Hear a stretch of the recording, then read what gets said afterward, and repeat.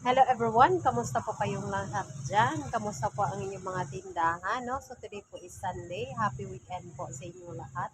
So, kamusta po? Dahil it's been 12 days na hindi tayo nakapag-share and marami nagsabi ano daw po raw nangyayari sa tindahan ko at hindi tayo nag-share. So eto ngayon, papakita ko muna kung anong meron sa ating tindahan ngayong araw ng Sunday. So far mga ngayon mga kasari is traffic sa labas. Meron tayong customer, nagtatanong kung meron tayong adult plus na bear brand. So naubusan tayo. Ayan mga kasari, sobrang traffic ngayon kasi bukas is election day and busy ang ating mga tumatakbong tagapangalaga ng ating barangay. Ayan. So eto mga kasari, ang nabago dito sa aking tindahan. As you can see, dito sa harapan is medyo niluwangan natin. Maluwag na dito sa harap. Tinanggal natin yung ibang mga soft drinks dyan. So, dito sa kanto na yon isang line na lang ang nandyan. And dito na natin nilagay ang ating Yakult. Ayan. So, nasabi ko sa inyo before na si Yakult is talagang regular na dito sa aking tindahan. Na yung ahente niya is talagang lagi nang nagbibigay sa akin ng supply. So, ito. And ngayon mga kasari, ito yung ating ganap-ganap dito sa ating tindahan. Sobrang mahal na po talaga ang itlog ngayon. Ganitong size mga kasari ay 10 pesos na po ang aking bentahan.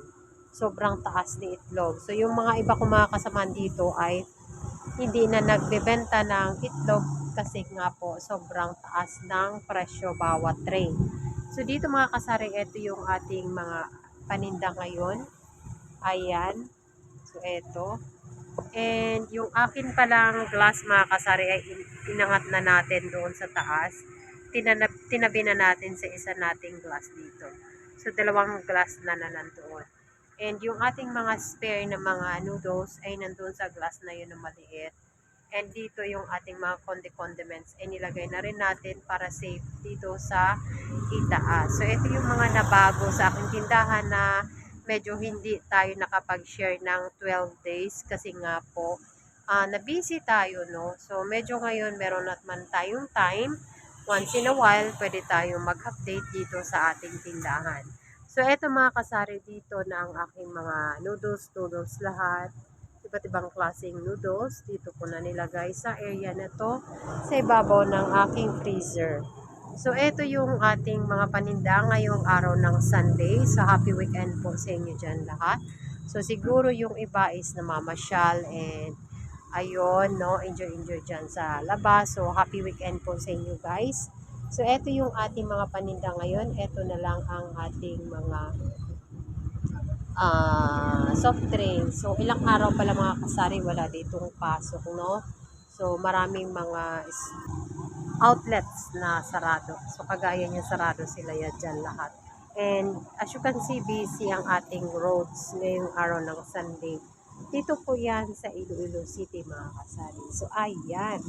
And, bukas pala, meron akong share sa inyo, no? Kasi wala tayong pasok and maraming mga nagko-comment sa akin, hindi na raw ako nag-share, hindi na raw ako nag-upload.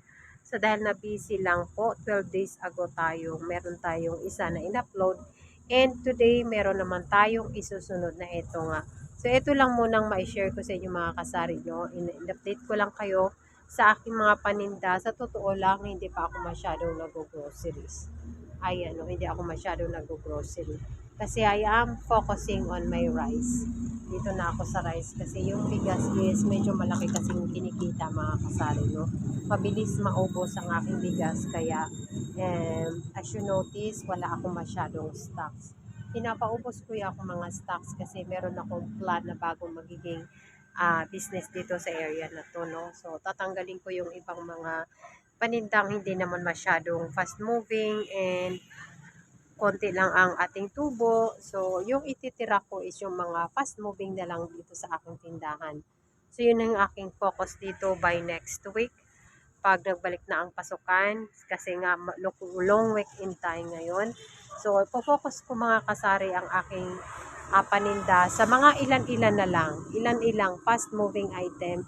Yun na lang po ang aking ipofocus dito sa aking tindahan. So, ibang mga ito is tatanggalin ko yung mga item na hindi naman fast moving at kumukonsumo lang ng space dito sa aking tindahan. So, ang ilalagay ko dito by next 2 weeks is yung more on rice na lang ila-line up ko dito. So, yun ang aking plano.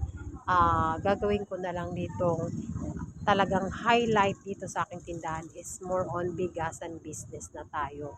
So, kaya next upload ko is makikita nyo marami na tayong magiging stocks.